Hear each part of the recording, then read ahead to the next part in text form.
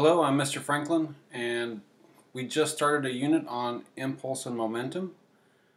So in our previous lesson we looked at momentum and how it explains the quality of motion of an object as well as how momentum is conserved in collisions.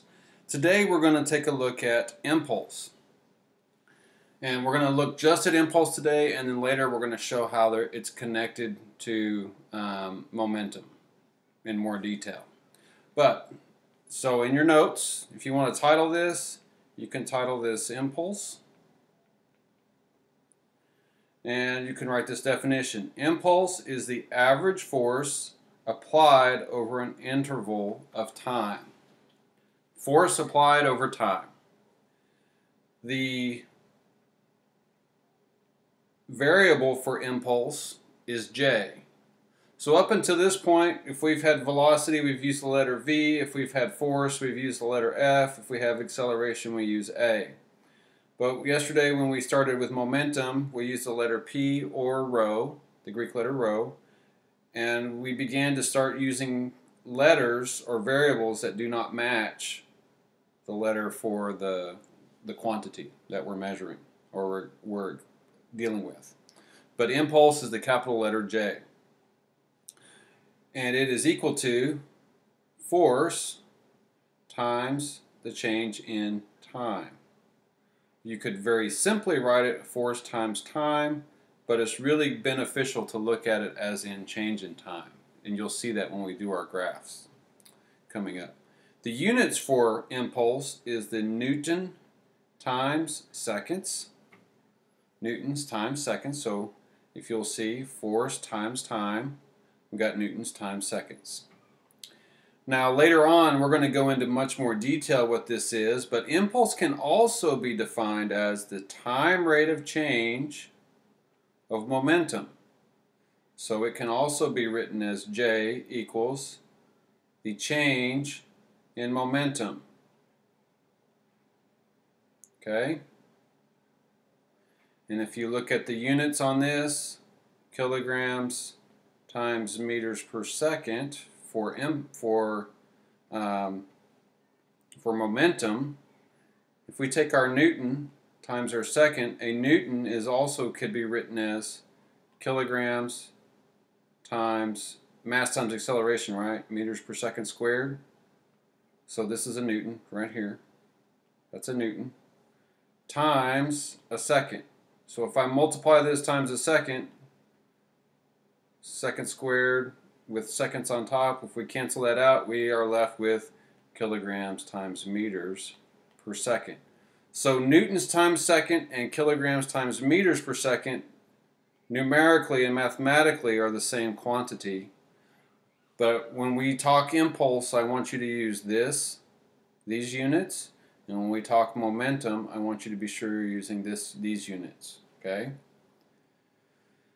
Now, to kind of set us up for this, momentum is best used when we talk about the before the collision happens, what's happening with the motion of objects before the collision, and the motion after in a collision. So that's when we're going to use momentum most of the time, is before and after a collision. Impulse is best used to talk about the during the collision. So yesterday we had, in our elastic collision, we had an object moving with mass and it collided. We kind of skipped over what happens in the collision and we get this transfer. So here we're going to see impulse. There's a force acting between these two objects over an amount of time that causes a reaction. So this object is moving, it collides with the second object, and then when they collide, there's stuff happening over a certain period of time, and we get the result. So before, then we have our impulse, which is during, and then we have after. Okay?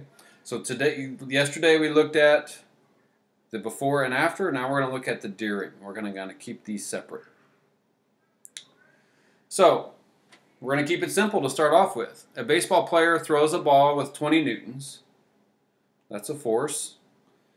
20 newton average force applied to a baseball for a period of 1 second, which is a time.